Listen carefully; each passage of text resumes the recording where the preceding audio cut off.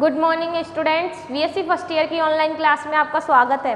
देखिए, आज हम डिस्कस करेंगे अदिश क्षेत्र की प्रवणता के बारे में। कल हमने अदिश क्षेत्र और सदिश क्षेत्र के बारे में डिटेल में स्टडी कर चुके थे कि अदिश क्षेत्र क्या होता है और सदिश क्षेत्र क्या होता है।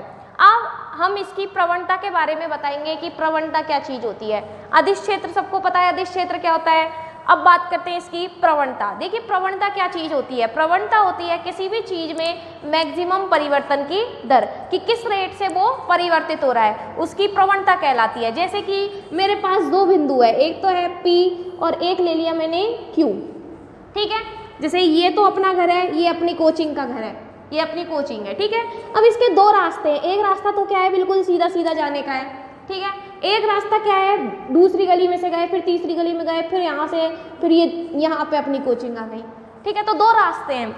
अब अपन को क्या करना है, मैक्सिमम परिवर्तन की दर क्या है कि इसमें हम जल्दी से पहुँच जाए, वो क्या है, बिल्कुल सीधा वाला रास्ता, ठीक है। तो इस पॉइंट पर इसका कितना चेंज हुआ, ठीक है, वो ही अपना क्या कहलाता है, उसका ग्रेडियंट कहलाता है या उसकी प्रवणता कहलाती है। जैसे मेरे पास पानी का गिलास है, पानी के गिलास को मैंने उछाल दिया। अब उस पानी का गिलास किस बिंदु पर, उसकी अगर अपन डिस्ट्रीब्यूशन निकालें कि एक पॉइंट पर उसका डिस्ट्रीब्यूशन किस प्रकार से होगा, उसका वितरण किस प्रकार से होगा, किसी भी पॉइंट पर अगर हम निकालना चाहें तो उसमें जो निकालने के लिए काम में लेते हैं, वो निकालने के लिए अपन उसकी प्रवणता इसमें ज्ञात करते हैं कि उसकी राशि की, उस पानी की क्या करेंगे अपन, प्रवणता निकालेंगे उस पॉइंट पर, ठीक है। उसी को अपन बोलते हैं ग्रेडियंट या प्रवणता। अब देखिए, अदिश क्षेत्र की हमें प्रवणता निकालनी है। कल मैंने तुमको एक बात बताई थी कि अदिश क्षेत्र की जब भी हम बात करेंगे तो वहाँ पे हम क्या बनाएंगे, पृष्ठ बनाएंगे।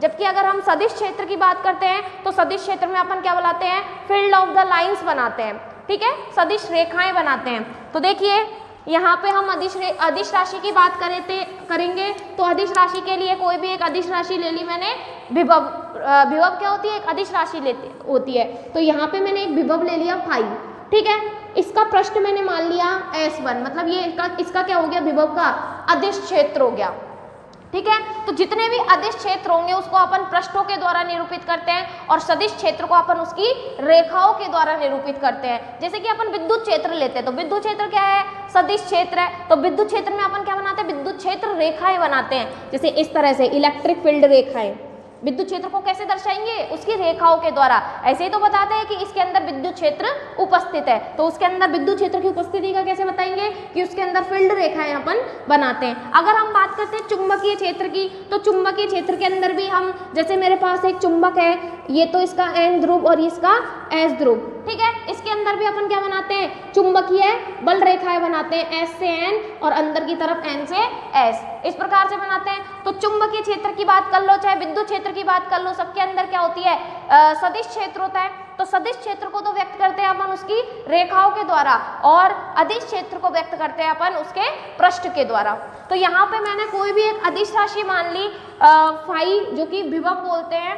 इस विभव का मैंने अदिश क्षेत्र, इसका एक पृष्ठ मान लिया S1, क्लियर। इसी तरह से यहाँ पे फाई प्लस डेल फाई एक अदिश राशि मान ली और इस अदिश राशि का मैंने एक पृष्ठ मान लिया S2, ठीक है। ये दोनों क्षेत्र मान लिए, S1 एक क्षेत्र हो गया अदिश क्षेत्र और S2 एक अदिश क्षेत्र हो गया। ध्यान रखना एक बात कि जब प्रवणता की बात आती है, जब भी अपन ग्रेडियंट निकालेंगे वो हमेशा एक अदिश राशि का ही निकालते हैं, ठीक है। जब भी प्रवणता निकालते हैं वो हमेशा एक अदिश राशि की निकालते हैं, सदिश राशि की अपन प्रवणता नहीं निकालते। तो यहाँ पे अपन ने राशि जो ली है वो कौन सी ली है, अदिश राशि ली है। प्रवणता किसकी निकालनी है, अपन को अदिश राशि की निकालनी है। तो यहाँ पे मैंने एक अदिश राशि ले ली, इसका क्षेत्र मान लिया S1 और दूसरी अदिश राशि ली है मैंने फाई प्लस डेल फाई और इसका क्षेत्र मैंने मान लिया S2। S1 क्षेत्र के अंदर कोई भी मैंने पॉइंट लिया है P, क्लियर। यहाँ पे S1 क्षेत्र के अंदर मैंने कोई भी एक पॉइंट ले लिया P। इसी प्रकार से S2 क्षेत्र के अंदर मैंने एक पॉइंट ले लिया Q, क्लियर। यहाँ पे एक पॉइंट ले लिया P और यहाँ पे एक पॉइंट ले लिया Q।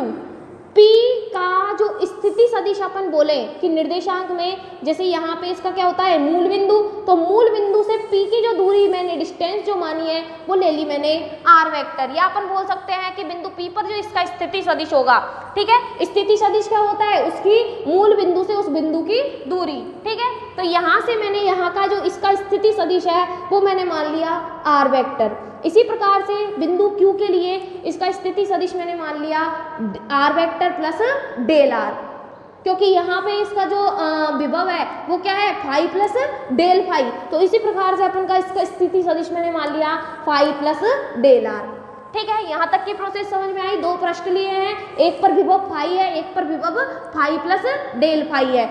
दो बिंदु ले लिए, एक पृष्ठ में एक बिंदु ले लिया P और दूसरे पृष्ठ पर दूसरा बिंदु ले लिया मैंने Q, क्लियर। इसका स्थिति सदिश मैंने मान लिया r वेक्टर और दूसरे का स्थिति सदिश मैंने मान लिया r vector plus del r, clear. P और Q इन दोनों के बीच का विस्थापन मैंने मान लिया डेल r, क्योंकि यहाँ से क्या है ये r और यहाँ से r प्लस डेल r, तो यहाँ से लेके यहाँ तक का जो इसका विस्थापन होगा इनके बीच की जो दूरी हो जाएगी वो कितनी आ जाएगी डेल r के बराबर आ जाएगी। मतलब PQ वेक्टर की दिशा में, PQ वेक्टर की दिशा में स्थिति सदिश क्या हो जाएगा, स्थिति सदिश PQ वेक्टर की दिशा में स्थिति सदिश बोल दो या PQ वेक्टर की दिशा में विस्थापन बोल दो, तो कितना विस्थापन है ये आएगा अपने पास डेल r, डेल r के बराबर विस्थापन है। अब देखिए आगे क्या करना है, देखिए हमें निकालना क्या है, अदिश क्षेत्र की प्रवणता निकालनी है। देखिए क्वेश्चन किस प्रकार से आता है, क्वेश्चन इस प्रकार से आता है कि सिद्ध कीजिए कि अदिश क्षेत्र की प्रवणता इस पृष्ठ के हमेशा लंबवत होती है, ठीक है। और प्रवणता क्या चीज होती है, किसी भी चीज में मैक्सिमम परिवर्तन की दर। अब यहाँ पे अपन अदिश राशि कौन सी ले रहे हैं, फाई ले रहे हैं, और फाई में इसमें मैक्सिमम परिवर्तन की दर हमें लिखनी है, तो इसके अंदर डेल फाई अपॉन किसके साथ परिवर्तन हो रहा है, इस दूरी के साथ परिवर्तन लेना है, तो del phi upon del r हमें क्या निकालना है, इसका मैक्सिमम मान निकालना है। इसका मतलब क्या है, इसके अंदर सबसे पहले हमें निकालना क्या है, del phi upon del r, इसका क्या निकालना है, मैक्सिमम मान निकालना है। मतलब अधिकतम परिवर्तन की दर उस अदिश राशि में, जो भी अपन अदिश राशि लेंगे उसमें कितना अधिकतम परिवर्तन हुआ वही उसकी क्या कहलाती है, प्रवणता कहलाती है, ठीक है। तो अपन ने यहाँ पे राशि कौन सी ली है, अदिश राशि फाई, विभव ली है, ठीक है। तो विभव में दूरी के साथ कितना चेंज हुआ, मैक्सिमम कितना चेंज हुआ, वो अपन को यहाँ पे निकालना है। Del phi upon del are maximum, यही क्या कहलाती है, अदिश क्षेत्र की प्रवणता कहलाती है। और ये अपन देखते हैं कि इसका मान कितना आता है, ठीक है। इसको ही अपन को कैलकुलेट करना है। तो देखिए यहाँ पे चाहे तो लिख लो कि हमें निकालना क्या है, del phi upon del are maximum निकालना है, इसका मान क्या होगा, ठीक है। आगे देखिए सबसे पहले अपन ने क्या करा है, PQ वेक्टर के दिशा में विस्थापन मान लिया, कितना आ गया यहाँ पे डेल आर। अब आगे क्या करना है अपन को, यहाँ पे P से इस S2 क्षेत्र के अंदर, S2 जो अदिश क्षेत्र है अपना, इस S2 क्षेत्र के अंदर हम क्या करते हैं, एक अभिलंब डालते हैं, ठीक है। यहाँ पे क्या करते हैं, इस S2 क्षेत्र पर अभिलंब डालते हैं यहाँ से इस बिंदु पर, और इस पॉइंट को हम नाम देते हैं R। एक लंबवत दिशा में इसमें इस क्षेत्र पर हमने क्या डाल दिया, अभिलंब डाल दिया, और इस पॉइंट को हमने नाम दे दिया R। तो देखिए यहाँ से जब अपन इस पर लंब डालते हैं, इन दोनों के बीच में कोण मैंने मान लिया थीटा, और PR वेक्टर की दिशा में इसका जो हमारे पास विस्थापन है, PR वेक्टर की दिशा में इसका विस्थापन क्या मान लिया, डेल n के इक्वल। यहाँ पे सबसे पहले क्या करा, एक अभिलंब बनाया इस पृष्ठ पर, ठीक है, जो हमने दूसरा पृष्ठ लिया है S2, यहाँ से अपन ने यहाँ पे क्या कर दिया, एक अभिलंब बना दिया, कितना, डेल n, इसका विस्थापन कितना ले लिया, डेल n के इक्वल। तो देखिए PQ वेक्टर की दिशा में विस्थापन कितना है, डेल r के इक्वल। इसी प्रकार से PR वेक्टर की दिशा में विस्थापन कितना माना है, डेल n, ठीक है। ये तो अपना PR वेक्टर की दिशा में विस्थापन हो गया।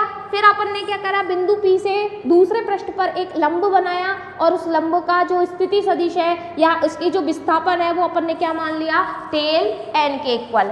अब देखिए यदि हम विभव में परिवर्तन देखें, अगर हम PR वेक्टर की दिशा में विभव में परिवर्तन देखें तो PR वेक्टर की दिशा में विभव में परिवर्तन किस हिसाब से हो रहा है, डेल R के हिसाब से हो रहा है, ठीक है। और यदि अपन R की वेक्टर, ये तो PQ वेक्टर की दिशा में और PR वेक्टर की दिशा में अगर विभव में परिवर्तन देखें तो वो किसके हिसाब से हो रहा है, डेल n के हिसाब से हो रहा है। मतलब यहाँ पे तो विभव क्या है, फाई है, यहाँ पे क्या है, फाई प्लस डेल फाई है। तो PQ में देखें तो PQ की डायरेक्शन में इसमें विभव में परिवर्तन कैसे होगा, डेल R के अकॉर्डिंग होगा, क्योंकि डेल R के हिसाब से वो क्या हो रहा है, विभव परिवर्तित होता जा रहा है। और यदि PR वेक्टर की दिशा में देखें तो PR वेक्टर की दिशा में जो इसमें विभव में परिवर्तन होगा वो किस हिसाब से होगा, डेल n के हिसाब से। तो देखिए यहाँ पे अपन निकालते हैं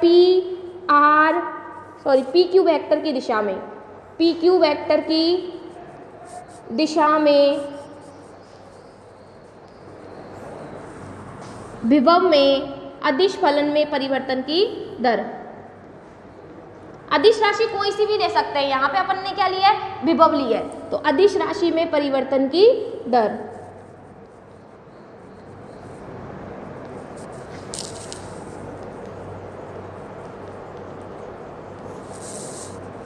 उसको अपन कैसे लिखेंगे, PQ वेक्टर की दिशा में अदिश राशि में किस प्रकार से परिवर्तन हो रहा है, PQ वेक्टर की दिशा में अदिश राशि कौन सी ली है, डेल फाई, और इसमें परिवर्तन किस हिसाब से हो रहा है, डेल R के हिसाब से, तो del phi upon del R, ठीक है।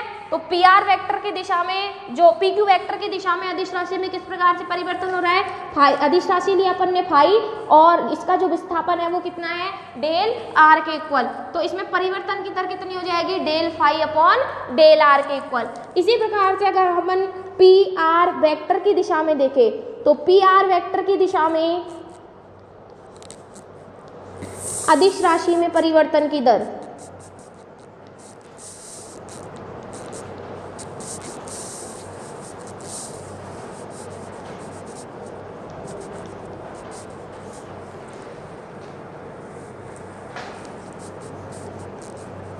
PR वेक्टर की दिशा में अदिश राशि में कैसे परिवर्तन होगा, डेल n के हिसाब से परिवर्तन होगा। मतलब इसमें अधिकतम परिवर्तन की दर जो आएगी वो आ जाएगी del phi upon del n के इक्वल, ठीक है। PQ वेक्टर की दिशा में del phi upon del R और PR वेक्टर की दिशा में कितनी हो जाएगी, del phi upon del n, ठीक है। डेल इस प्रकार से बना लो, डेल n, ये डेल इस प्रकार से भी बना सकते हैं और दूसरे प्रकार से भी अपन इसको बना सकते हैं, del phi upon del R। अब देखिए यहाँ पे ये अपन को क्या बन रहा है, एक समकोण त्रिभुज बन रहा है, क्योंकि यहाँ से अपन ने इस पर क्या डाला है, इस क्षेत्र पर लंब डाला है। तो यहाँ से अपने पास PRQ ये क्या है, एक समकोण त्रिभुज बन गया। ये यहाँ पे 90 डिग्री ये कोण थीटा मान लिया, तो ये वाली भुजा क्या हो गई, इसकी लंब हो गई, यहाँ पे ये कर्ण हो गया और ये इसका आधार हो गया। तो यहाँ से देखिए त्रिभुज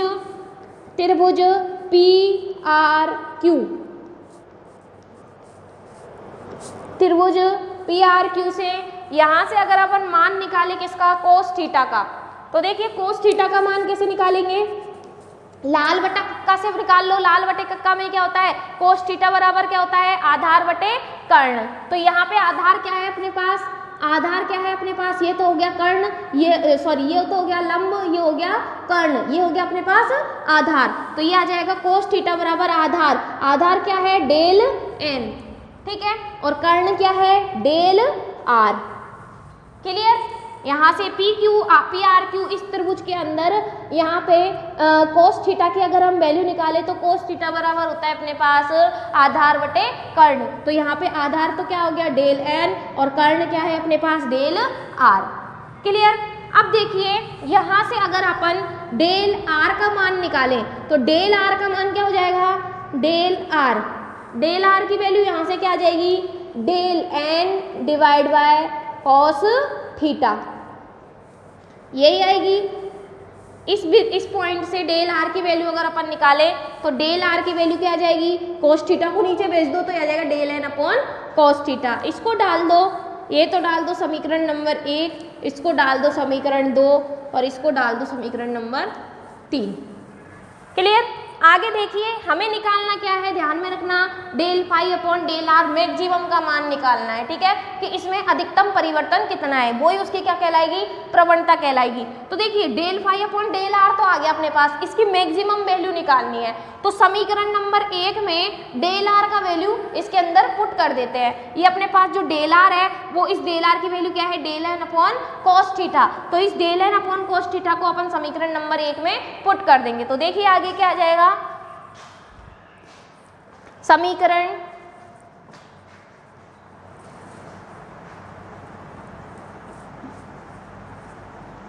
तीन से 1 में मान रखने पर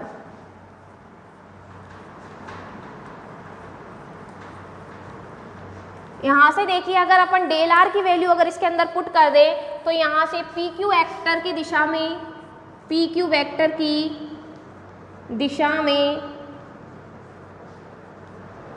अदिश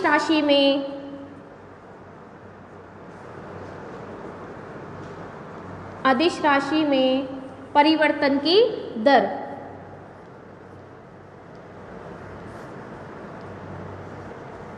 ये जो परिवर्तन की दर आएगी वो कितनी आ जाएगी अपने पास, del phi upon del R. R की जगह पे क्या लिखना है अपन को, del N upon cos theta.